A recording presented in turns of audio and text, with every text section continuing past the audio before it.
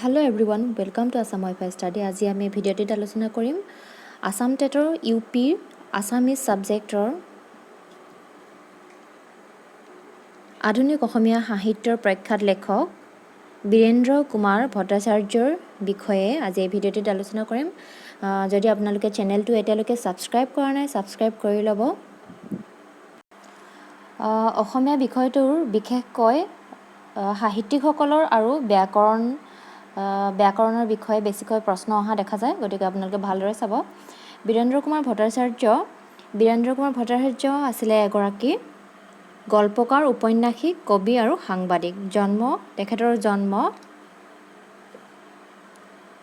14 অক্টোবৰ 1928 চনৰ চফৰাই চাহ বাগিচা তেখেতৰ জন্ম হৈছিলে 1928 চনত। আৰু বীৰেন্দ্ৰ কুমাৰ ভট্টাচাৰ্য বুলি ক'লে বিখ্যাত কবিতা বিষ্ণু ৰাভা এতিয়া কিমান ৰাতি, এই বিখ্যাত কবিতাটি ৰচনা লিখিছিলে বীৰেন্দ্ৰ কুমাৰ ভট্টাচাৰ্য। তেখেতৰ প্ৰথম উপন্যাস আছিলে ৰাজপথে ৰিঙিয়াই আৰু মৃত্যুঞ্জয় উপন্যাসৰ বাবে জ্ঞানপীঠ বঁটা লাভ কৰিছিলে। এই তিনিটা কথা ভালদৰে মনত ৰাখিব, সেইকাৰণে মই ফাৰ্ষ্ট পেজটোতে এই তিনিটা কথা উল্লেখ কৰিছোঁ। তেখেতৰ শিক্ষাৰ বিষয়ে যদি চাওঁ,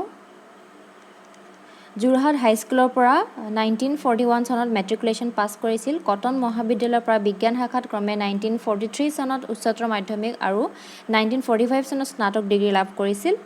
1951 চনত BA কমপ্লিট কৰিছিল। গুৱাহাটী বিশ্ববিদ্যালয়ৰ পৰা অসমীয়াত স্নাতকোত্তৰ ডিগ্ৰী লাভ কৰিছিল 1953 চনত। 1977 চনত ডক্টৰেট ডিগ্ৰী লাভ কৰিছিল আৰু গৱেষণাৰ বিষয় আছিল অসমীয়া সাহিত্যত ব্যংগ আৰু হাস্যৰস। ইয়াৰ পাছত কৰ্মজীৱন যদি চাওঁ আমি,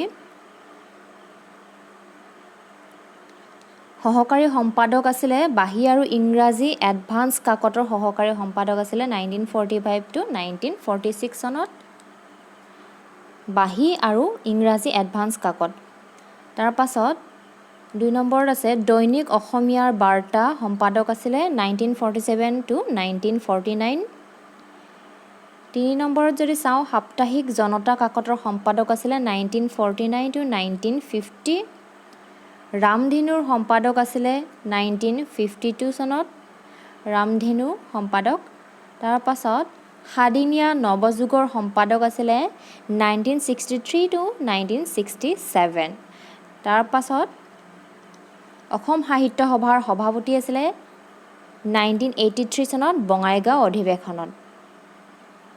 এইটো মনত ৰাখিব, অসম সাহিত্য সভাৰ সভাপতি 1983 চনত বঙাইগাঁও অধিৱেশনত তেখেতে অসম সাহিত্য সভাৰ সভাপতি আছিলে। তেখেতৰ ৰচনা উপন্যাস যদি চাওঁ আমি, ৰাজপথে ৰিঙিয়াই প্ৰথম উপন্যাস তেখেতৰ। তাৰপাছত ইয়াৰ উইংগম, প্ৰতিপদ, শতগ্নী, মৃত্যুঞ্জয়, চিনাকি সুঁতি, বল্লৰী, ডাইনী, ৰঙামেঘ, মুনিচুনিৰ পোহৰৰ, কবৰ আৰু ফুল, বুঢ়ী আইতাৰ পুৰাণ, নষ্ট চন্দ্ৰ, ভাৰতী, অগ্নিগড়, পৰিব্ৰাজক, ৰঙামেঘ। ইয়াৰে সকলোতকৈ ইম্পৰ্টেণ্ট হ'ল ইয়াৰ উইংগম মনত ৰাখিব চনটো 1960 আৰু মৃত্যুঞ্জয় মনত ৰাখিব 1970। এই দুইটা ভালদৰে মনত ৰাখিব, মৃত্যুঞ্জয় আৰু ইয়াৰ উইংগম। হৈছে অসমৰ গাঁৱৰ জীৱন চিত্ৰ। অসমৰ গাঁৱৰ জীৱন চিত্ৰৰ ওপৰত লিখা এখন উপন্যাস। আৰু ইয়াৰ উইংগম হৈছে স্বাধীনতাৰ কালত নগা পাহাৰত ঘটা সমস্যাৰ ওপৰত লিখা এখন উপন্যাস। আৰু এই উপন্যাসৰ বাবে ইয়াৰ উইংগমৰ বাবে তেখেতে একাডেমি পুৰস্কাৰ লাভ কৰিছিলে, সেই বিষয়ে আমি অলপ পাছত আলোচনা কৰিম। আৰু মৃত্যুঞ্জয়ৰ বাবে জ্ঞানপীঠ বঁটা লাভ কৰিছিলে, সেইকাৰণে মই চনকেইটা মনত ৰাখিব দিছোঁ, 1970 মৃত্যুঞ্জয় আৰু ইয়াৰ উইংগম 1960। এই দুটা ইম্পৰ্টেণ্ট হয়। ইয়াৰ পাছত গল্পপুথি আছে কলং আজিও বয়, সাত সৰী, খিৰিকী, এটা পুৰণি গল্পৰ ন ৰূপ। আৰু কবিতা পুথি সান্ধ্যস্বৰ। সুধিব পাৰে বীৰেন্দ্ৰ কুমাৰ ভট্টাচাৰ্যদেৱৰ কবিতা পুথিখনৰ নাম কি সান্ধ্য স্বৰ আৰু কিমান চনত লিখিছিলে 1990 চনত অন্যান্য গ্ৰন্থ যদি চাওঁ 150 বছৰৰ অসমীয়া সাহিত্যত এভুমুকি সংবাদ সাহিত্য অসমীয়া সাহিত্যত হাস্যৰস চীনত অম্বিকাগিৰিৰ জাতীয়তাবাদ আৰু সাহিত্য কৃষ্ণকান্ত সন্দিকৈৰ সাহিত্য চিন্তা আৰু আছে অনুবাদ গ্ৰন্থ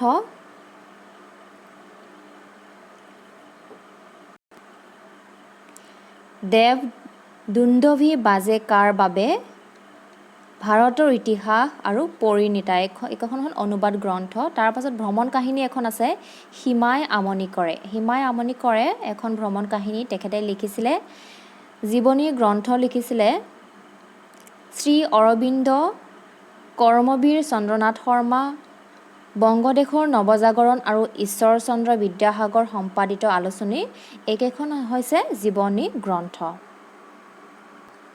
তেখেতে লাভ কৰা বঁটাসমূহ হ'ল 1961 চনত ইয়াৰুইংগম গ্ৰন্থৰ বাবে সাহিত্য একাডেমী বঁটা লাভ কৰিছিল আৰু 1979 চনত মৃত্যুঞ্জয় উপন্যাসৰ বাবে জ্ঞানপীঠ বঁটা লাভ কৰিছিল মৃত্যুঞ্জয় কিমান চনত লিখিছিলে আৰু ইয়াৰুইংগম কিমান চনত লিখিছিলে অলপ আগতে ক'লোঁ মই ইয়াৰুইংগম লিখিছিলে স্বাধীনোত্তৰ কালত নগা পাহাৰত ঘটা সমস্যাৰ ওপৰত লিখা এখন উপন্যাস আৰু লিখিছিলে 1960 চনত মৃত্যুঞ্জয় লিখিছিলে 1970 চনত 42ৰ গণ আন্দোলনৰ ওপৰত ৰচা এখন উপন্যাস মৃত্যুঞ্জয় আৰু এই মৃত্যুঞ্জয়ৰ বাবে তেখেতে ডক্টৰ বীৰেন্দ্ৰ কুমাৰ ভট্টাচাৰ্যদেৱে জ্ঞানপীঠ বঁটা লাভ কৰিছিলে 1979 চনত আৰু এই উপন্যাসখন লিখিছিলে 1970 চনত ইয়াৰে দুইটা বহুত ইম্পৰ্টেণ্ট হয় পৰীক্ষাত প্ৰায়ে আহে যিকোনো এটা আহিব পাৰে কথাখিনি মনত ৰাখিব চনকেইটা মনত ৰাখিব আৰু কিহৰ ওপৰত লিখিছিলে সেই কথাখিনি মনত ৰাখিব এতিয়া আমি কেইটামান MCQ চাম নম্বৰ 1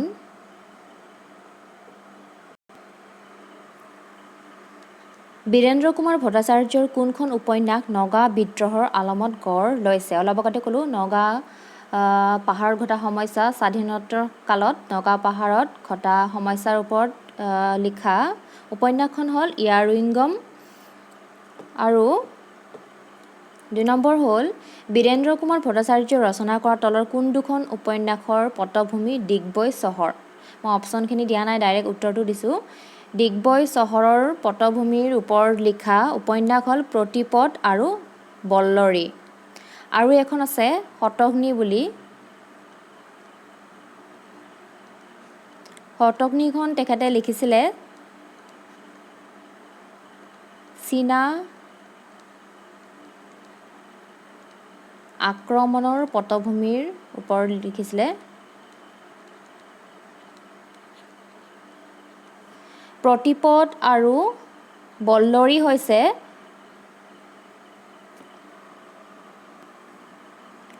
ডিগবৈ পটভূমিৰ ওপৰত লিখা উপন্যাস আৰু শতগ্নি হৈছে চীনা আক্ৰমণৰ পটভূমিৰ ওপৰত লিখা এখন উপন্যাস নম্বৰ 3 বীৰেন্দ্ৰ কুমাৰ ভট্টাচাৰ্যই কোনখন উপন্যাসৰ বাবে জ্ঞানপীঠ বঁটা লাভ কৰিছিলে ইমান সহজ সেইটো হ'ব মৃত্যুঞ্জয় তাৰ পাছত এইটো ইম্পৰ্টেণ্ট হয় জ্ঞানপীঠ বঁটা বিজয়ী প্ৰথম অসমীয়া সাহিত্যিক কোন জ্ঞানপীঠ বঁটা বিজয়ী প্ৰথম অসমীয়া সাহিত্যিক হ'ল ডক্টৰ বীৰেন্দ্ৰ কুমাৰ ভট্টাচাৰ্য ডক্টৰ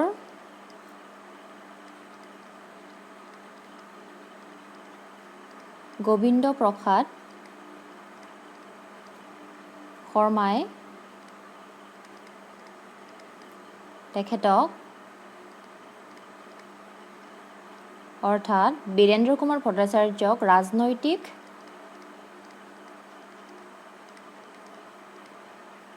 ঔপন্যাসিক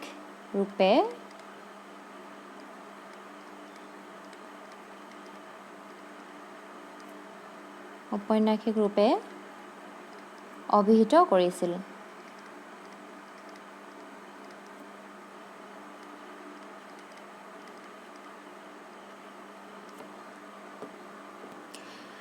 কাৰণ তেওঁৰ উপন্যাসবিলাকত কেইটামান বিশেষ বিষয়ৰ ওপৰত স্থান দেখা যায়, যেনে সমাজবাদী, তাৰপাছত মানৱতাবাদ, এইবোৰ বিষয়ৰ ওপৰত বেছিকৈ উপন্যাসখিনি দেখা যায়। এই সমাজবাদী, মানৱতাবাদ, বিশেষকৈ এইবোৰ বিষয়ৰ ওপৰত উপন্যাসবোৰত স্থান দেখা যায়। সেইকাৰণে যাৰ বাবে ডক্টৰ গোবিন্দ প্ৰসাদ শৰ্মাই তেখেতক ৰাজনৈতিক ঔপন্যাসিক ৰূপে অভিহিত কৰিছিল। আজিৰ ভিডিঅ'টিত এইখিনিয়ে আছিলে। যদি ভিডিঅ'টি ভাল পাইছে, আপোনালোকৰ যদি উপকৃত হৈছে, প্লিজ চেনেলটো ছাবস্ক্ৰাইব কৰিব, শ্বেয়াৰ কৰিব। Thank you everyone.